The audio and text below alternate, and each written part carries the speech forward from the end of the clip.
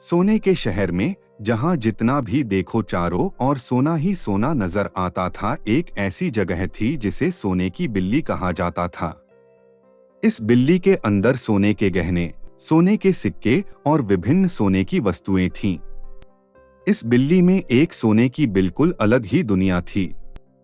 लेकिन जैसा कि हर कहानी में होता है, यह बिल्ली भी एक रहस्यमय संसार छुपाती थी। एक लड़का जिसका नाम हरीश था, इस शहर के बारे में हमेशा सोचता था, जिसे सोने की चीजों के प्रति बहुत शौक था।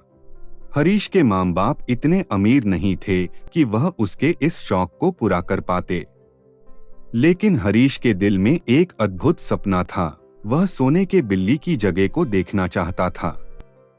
एक दिन हरीश को अपने जन्मदिन पर उसके माँ बाप ने कुछ धनराशि दी, जिससे वह अपना सपना पूरा कर सकता था।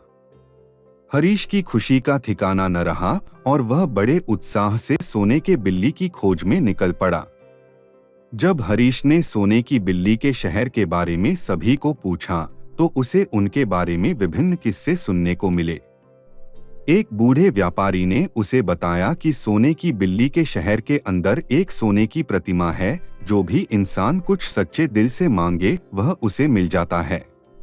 लेकिन शहर का रास्ता खतरनाक था और अनेक लोग इसे धार्मिक और आध्यात्मिक शक्तियों से भी जोड़ते थे। हरीश के मन में उठे सवालों के जवाब उसे खुद शहर को खोजने पर मजबूर कर दिए। उसके दिल में सोने के लिए सच्ची इच्छा थी, लेकिन रास्ते में उसे कई परेशानियों का सामना करना पड़ा। शहर में पहुंचने के लिए उसे एक जंगल से गुजरना था जो काफी विकट था। एक रात हरीश अकेले जंगल में आगे बढ़ते हुए रास्ते में रुक गया। उसे भयानक दिखने वाले वन्य जानवरों की आवाजें सुनाई दी और उसे डर लगने लगा। उसके दिल में सोने के प्रति इच्छा और डर के बीच एक भयानक संघर्ष चल रहा था। वहां जंगल के एक छोटे से दिव्यांग बच्चे ने हरीश को देखा।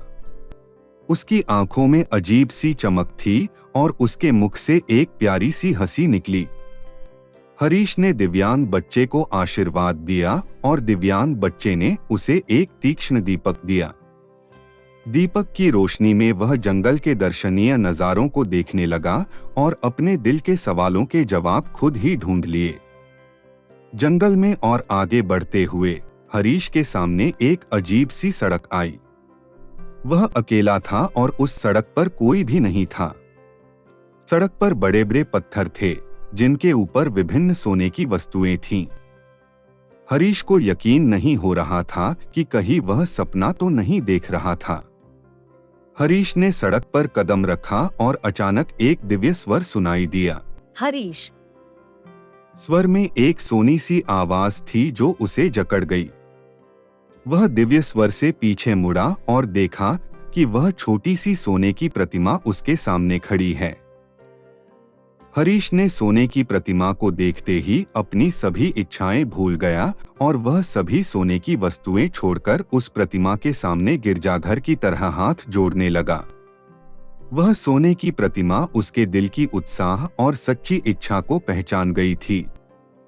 शहर के रहस्यमय चीजों में यह प्रतिमा सभी सोने के खजानों के साथ सच्ची प्रेम और भावनाओं की महानता को प्रतिस्थापित कर देती थी। हरीश की इच्छा की प्राप्ति ने सबको चकित कर दिया था और उसे सोने का सबसे अमूल्य रत्न मिल गया था। हरीश के साथ यह घटना सुनकर लोगों की आंखों में भी नए सपने जाग उठे।